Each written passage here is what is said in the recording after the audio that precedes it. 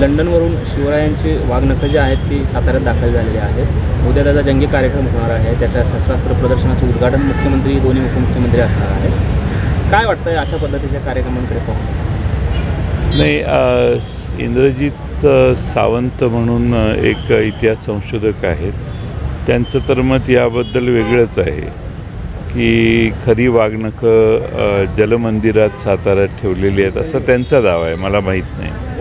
पण अल्बर्ट हॉलमधून लंडनमधून वाघनखं आणली तर ती एवढ्या गुप्ततेत का आणली?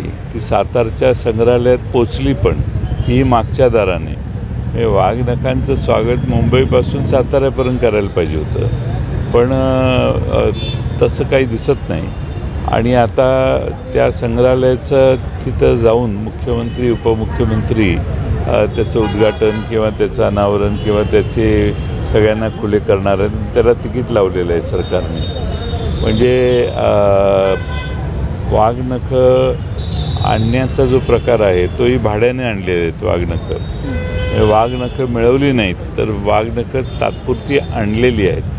आणि वाघनखं इथं शेवटी सर्वांनाच त्याच्याबद्दल आदर आहे, पण वाघनखं आणण्याचा जो प्रकार आहे तो वाजत गाजत व्हायला पाहिजे होता आणि समोरच्या दारानं संग्रहालयाचे व्हायला पाहिजे होता।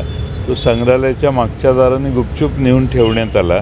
कालच मी सातारला होतो, मला सातारचे सर्व पत्रकार सांगत होते। विशाळगडाचा जो प्रश्न